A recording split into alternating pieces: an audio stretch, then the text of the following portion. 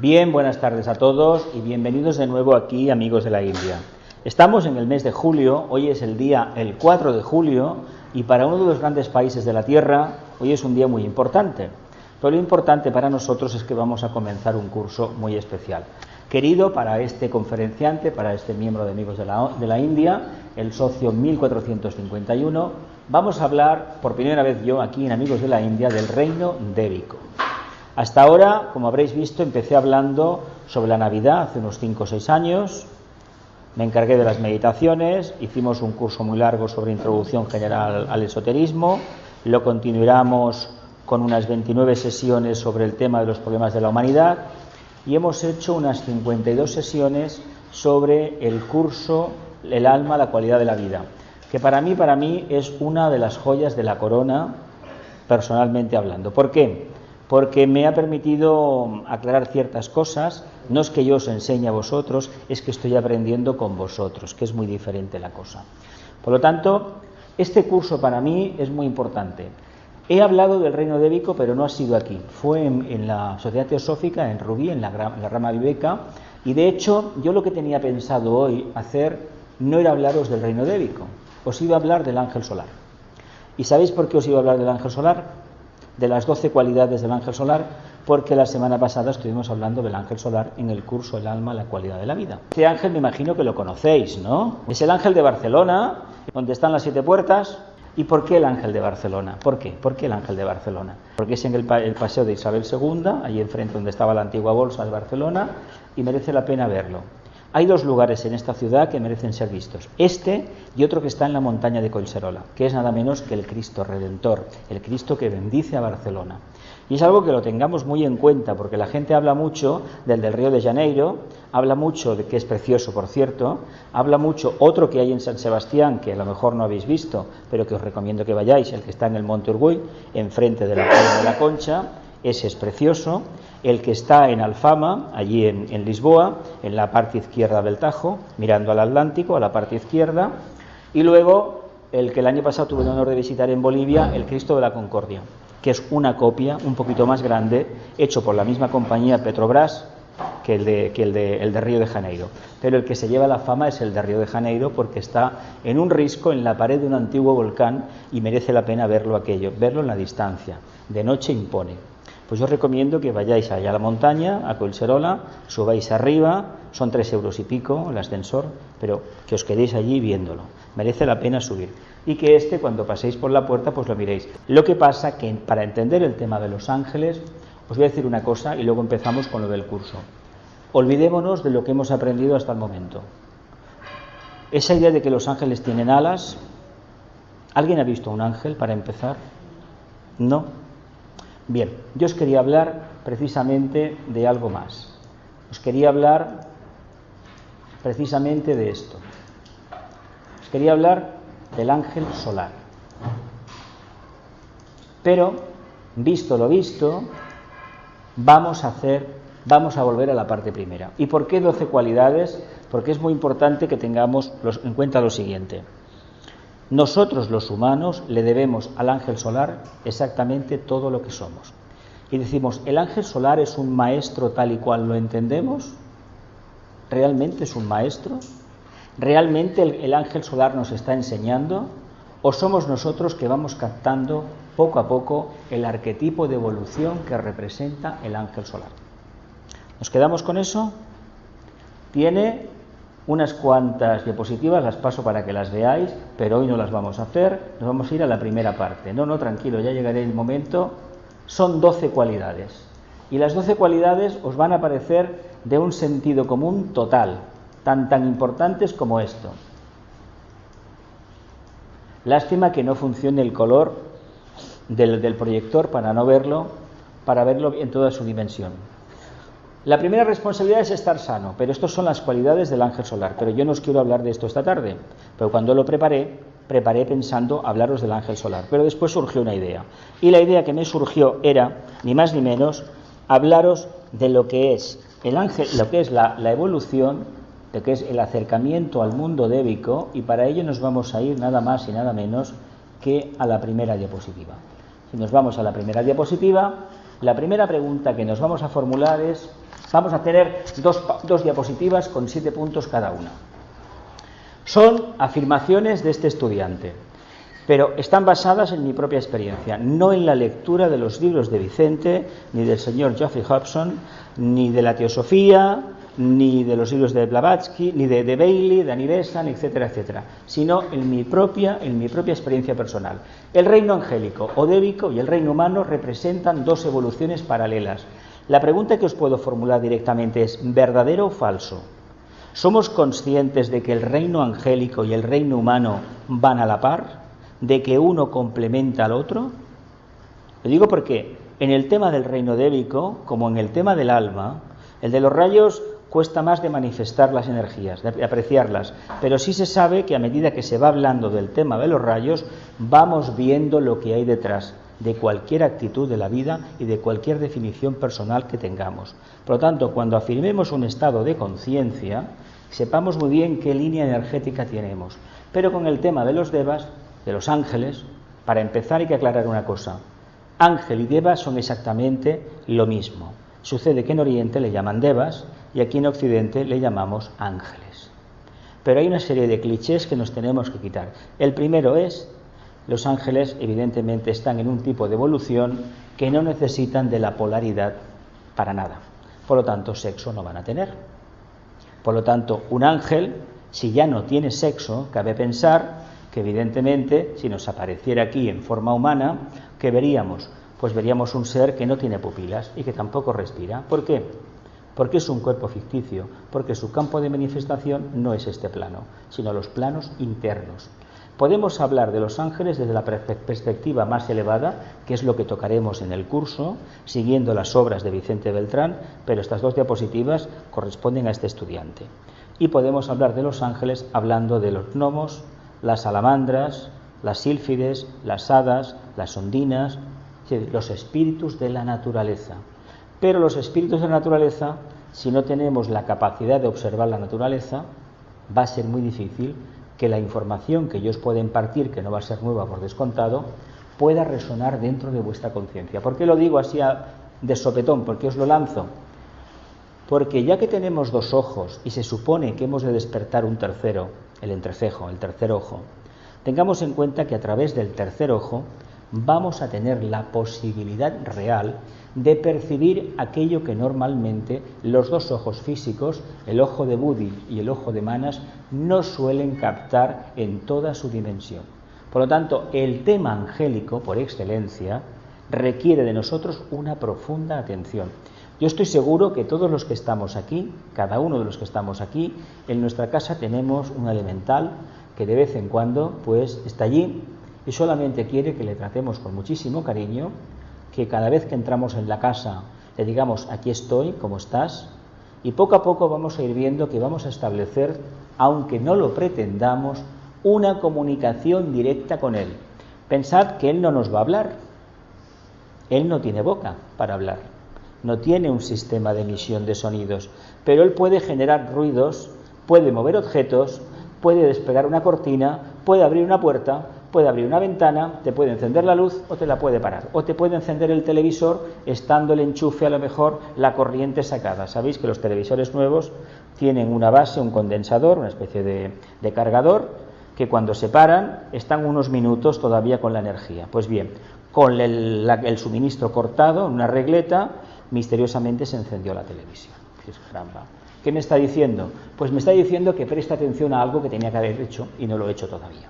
Lo digo porque si azuzamos un poco el intelecto, buscamos esa síntesis interna, se nos va poco a poco a despertar el tercer ojo y vamos a ver a ese ser que puede tener una apariencia determinada. Mejor que no entremos en el aspecto de la apariencia, porque puede que nos llevemos una sorpresa.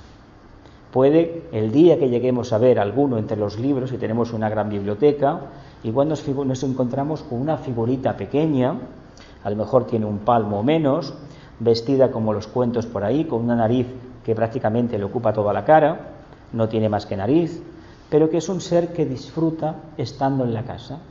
Y seguramente este ser tuvo contacto con nosotros en vidas pasadas y nos está esperando como agua de mayo para que cuando llegamos a casa le preguntemos cómo está, le demos las gracias, y mi experiencia personal me dice que cuando salgo de casa no le debo de decir nunca que me voy. Y adiós, no se lo debo de decir nunca, porque las veces que le he dicho que me voy y hasta la próxima, cuando he vuelto me he encontrado un auténtico desaguisado. En la cocina, en el baño, armario abierto, bueno, pero esos son asuntos míos. Es decir, poltergeist existe, os lo puedo decir, el fenómeno de poltergeist y la telequinesia existen, pero como es una cuestión de este estudiante con su despertar psíquico de conciencia hace ya años y del contacto con los devas, prefiero ese tema no tocarlo, y el día que lo toquemos a lo mejor no lo grabamos. Pero hoy sí que os quiero hablar de estas 7 afirmaciones y las que vienen después. El reino angélico o débico y el reino humano representan 2 evoluciones paralelas. ¿Sabéis dónde se ve esto muy bien? ¿Conocéis la Biblia? La clásica, conocéis la parte del Antiguo Testamento. ¿Os acordáis del tema, la parábola del hijo pródigo? ¿Os acordáis de aquel tema que además en el signo de Piscis se consigue reunificar y el hijo pródigo vuelve a la casa del padre? ¿Os acordáis el lema esotérico del 12º trabajo de Hércules o del 12º trabajo de Hércules? Aquel que habla de la conduciendo a la manada roja de Gerión. La nota clave dice: abandono el hogar de mi padre y retornando la casa número 12, salvo o sirvo. Vamos a quedarnos con la palabra servir, porque la palabra servir, servicio, se la debemos atribuir a Vicente. El tibetano habló de salvar y Vicente insistió mucho en el tema del servicio. Los dos tienen razón, hablando en plata. Lo que pasa es que la palabra salvar engendra un espejismo de solemnidad a todos aquellos que hablan del tema de los salvadores del mundo. Es decir, el peligro existe. También existe el peligro, utilizando la palabra servicio, de que acabemos adquiriendo unas cualidades que nos hagan serviles, no dignos de servir.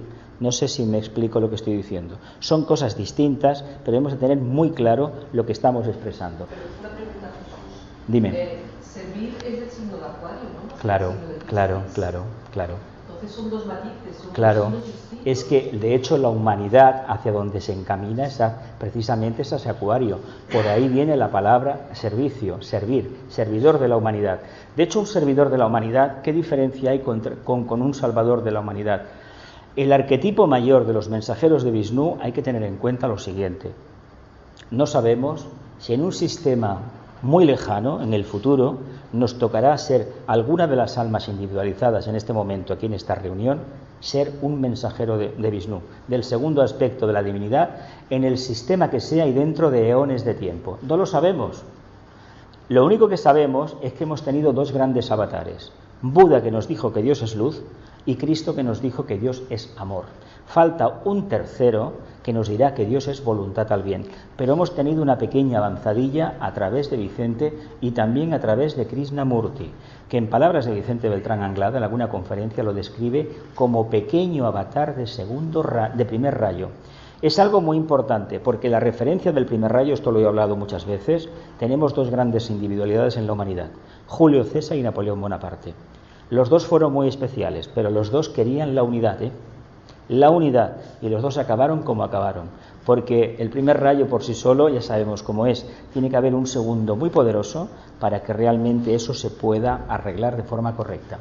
Pero lo que interesa es que entendamos esto: formamos parte de una evolución que en el futuro tiene nada más y nada menos, en palabras del propio Vicente Beltrán Anglada, el enigma de la verdadera fraternidad.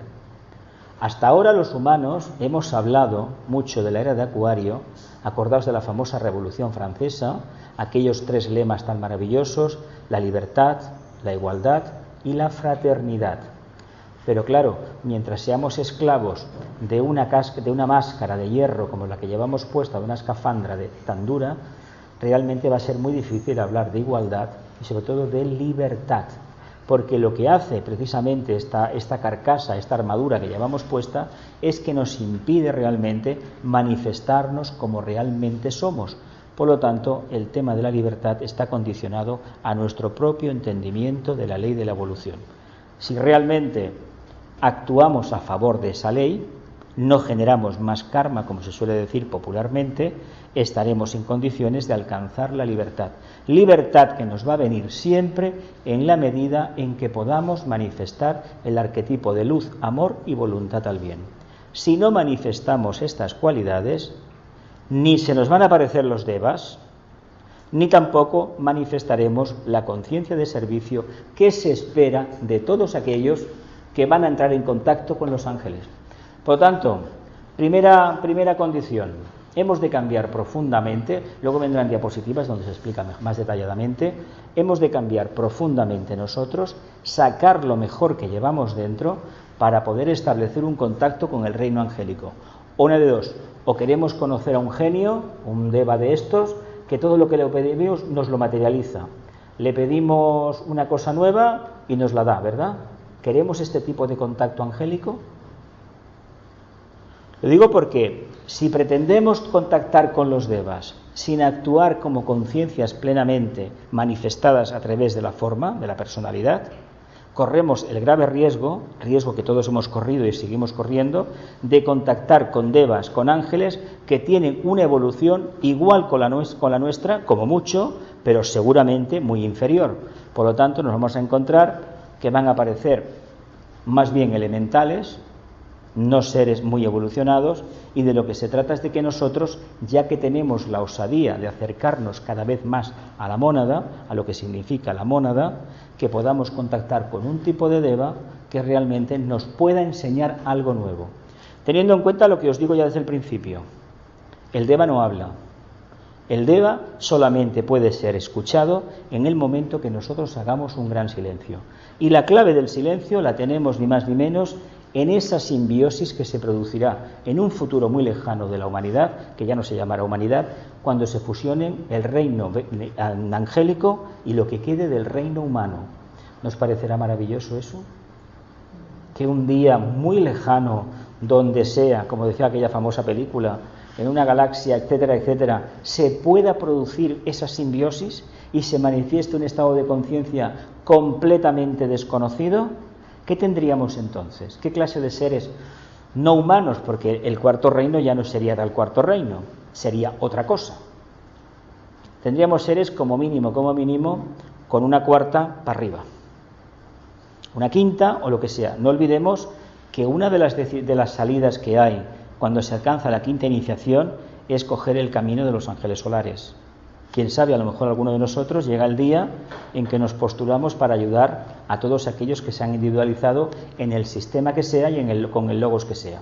Seguramente que lo haremos con algún logos que en el pasado remoto o en este presente, una conciencia con la cual hemos tenido una grandísima afinidad. Dicho esto, continúo. Dice, el objetivo será generar una conciencia futura donde prevalezca la fusión de ambas evoluciones. Hoy por hoy es algo fantástico en el sentido de que no sabemos cómo se va a poder manifestar. El objetivo del reino angélico es llevar a cabo la creación del reino humano. Caray, ¿qué es la creación del reino humano? Más bien es el pensamiento. Acordaos del axioma que viene más adelante en otras diapositivas. El hombre piensa y el deva construye, ¿verdad? ¿Verdad? Y de ahí a materializar, ¿qué hay?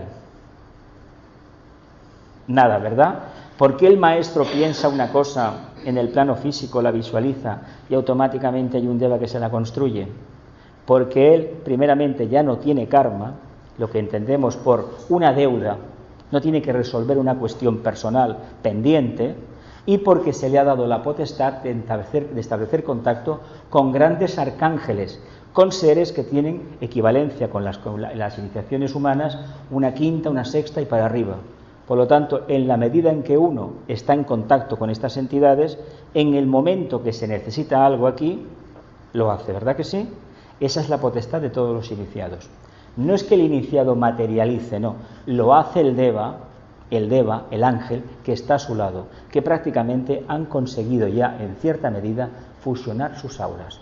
Y eso es algo que debemos tener en cuenta, que es una línea de servicio que algún día vamos a llevar a cabo. El contacto entre ambos reinos, débico y humano, resulta más complejo de lo que aparenta. ¿Por qué? Antes os he preguntado si teníais alguna reminiscencia de algún contacto con los devas, si os parecía que era muy fácil, ¿O realmente creéis que es muy complicado, que no es el momento ahora para hacerlo, que ya llegará un momento de hacer este trabajo? ¿Creéis que es así o que ahora es la mejor oportunidad para contactar con los devas? ¿Por qué es complejo? Pues porque el ser humano tiene esto, tiene una mente concreta. La mente del ser humano es dual, pero como los humanos solamente trabajamos la concreta, a eso le llamamos mente, pero nos equivocamos, porque dentro de los humanos hemos tenido grandísimas individualidades que han trabajado una mente abstracta maravillosa. Acordaos de los grandes pensadores que han habido en la humanidad. Por lo tanto, si ellos han conseguido convertir la piedra en diamante o el carbón en diamante, tengamos en cuenta que nosotros podemos hacer exactamente lo mismo. ¿Cuándo? Evidentemente en esta encarnación, ¿no? Pero nos podemos preparar porque ellos nos enseñaron, a través, sobre todo Sócrates, los grandes filósofos de la antigüedad, nos enseñaron a través de la interrelación, de la interdependencia, de estableciendo simetrías, la famosa ley de analogía. Cuando se utiliza ese método, uno va ensanchando su conciencia, su mente se desarrolla más. ¿Y qué se establece a nivel físico? Sinapsis, conexiones. ¿Y Internet qué es en el fondo? Un gran tejido neuronal, ¿verdad que sí? Pues evidentemente al final, después de milenios, hemos conseguido sustanciar en el plano físico unas máquinas que responden al patrón que los grandes filósofos del pasado nos transmitieron. Decimos, qué viaje más maravilloso. Pues ya era hora, pero ya era hora ahora, en este momento, y no hace 100 años, porque ahora hay una parte de la humanidad que vibra en esta onda. Y si miráis, yo os lo dejo en el aire, si miráis anuncios de la televisión, os interesa el tema de la tecnología, etcétera, etcétera, poneos a analizar ciertas cosas y están dirigidas por personas que tienen un contacto con los devas, aunque no hayan oído hablar nunca de los ángeles. Pero hay demasiados detalles cuando estamos en el mundillo esotérico que nos dicen que es muy extraño que tengan estas ideas sin tener a alguien en sus filas que se dedica al esoterismo como Dios manda, Es decir, a buscar el trasfondo de los símbolos. Hay detallitos que son asombrosos en todo, me habréis escuchado muchas veces hablar del tema, pero con el asunto de los devas sí que es verdad que cada vez aparece una magia más, incluso en los anuncios de la televisión, que no te hablan del bajo astral como esas películas que te incitan el plexo y te las comes hoy y adiós mañana, sino que tratan de hablarte de algo más sublime. Y detrás de esos pensadores, detrás de esas máquinas, hay unos ángeles. No lo olvidemos esto, nunca. Y esos ángeles están aquí para transmitirnos el arquetipo precisamente del séptimo rayo.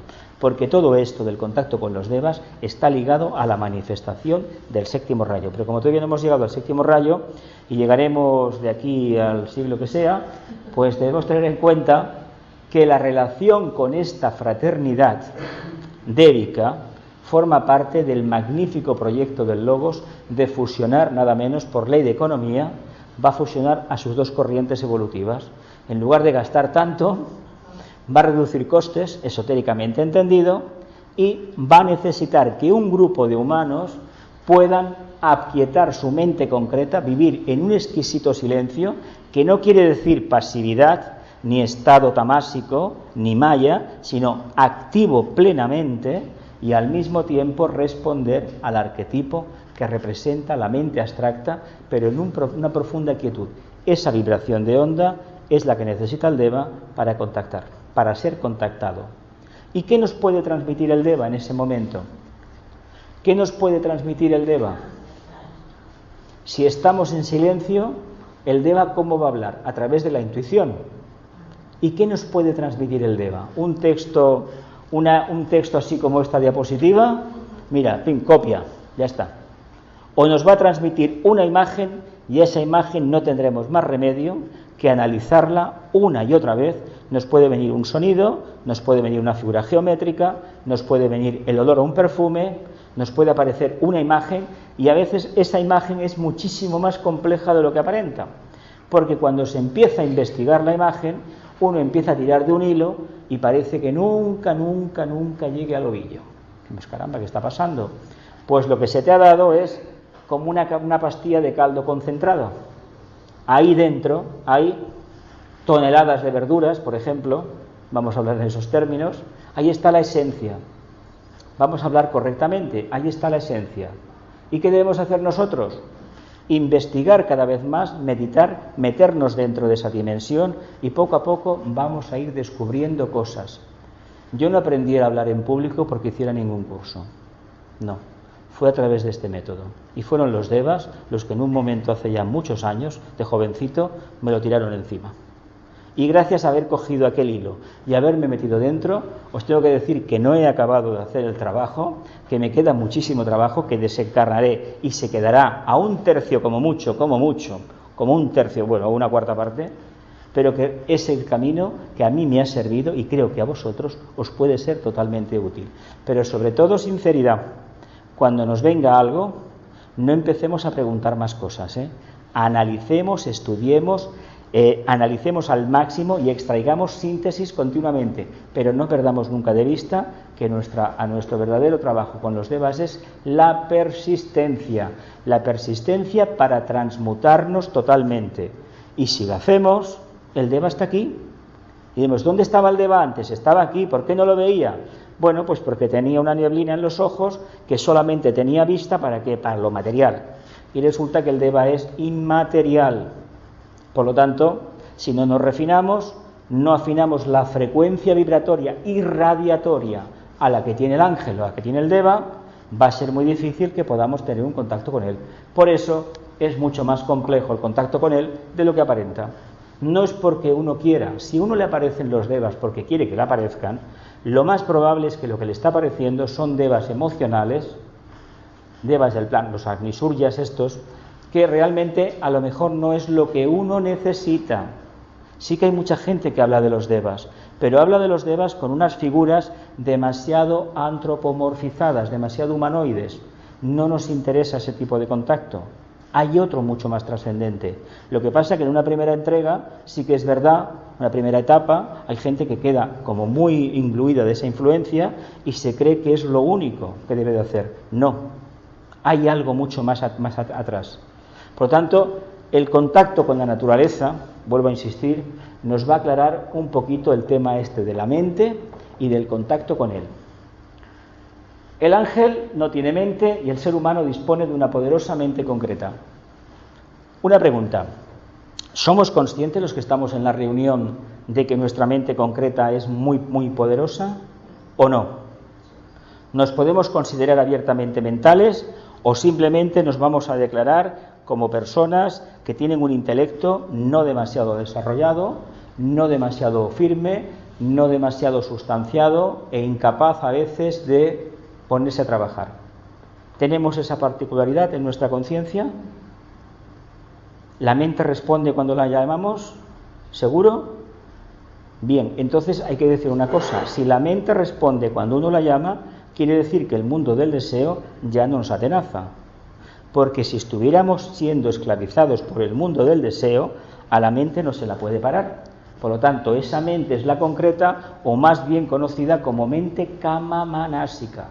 Uno utiliza la mente, dice, es que no paro de pensar. Tengo que rezar el rosario porque no paro de pensar. Porque es gracias a que repito el Ave María no sé cuántas veces, y venga rosarios y venga oraciones, al final fatigo al plexo, y evidentemente me quedo en silencio. No es el camino que hay que seguir. Eso se hace porque se tiene todavía una preponderancia del vehículo emocional. Entonces, quien piensa, que creemos nosotros que piensa, es el mundo emocional, el mundo de los deseos, que nos hace movilizar la energía manásica. Pero este no es el referente que debemos tomar. Hemos de practicar el silencio y la mente ha sido diseñada para estar en silencio, Porque si han habido grandes avatares en la humanidad y nos aportaron maravillas de los planos abstractos, los planos arquetípicos, quiere decir que la mente nuestra tiene la semilla. Otra cosa sea que en esta encarnación podamos desarrollar el arquetipo de la mente superior.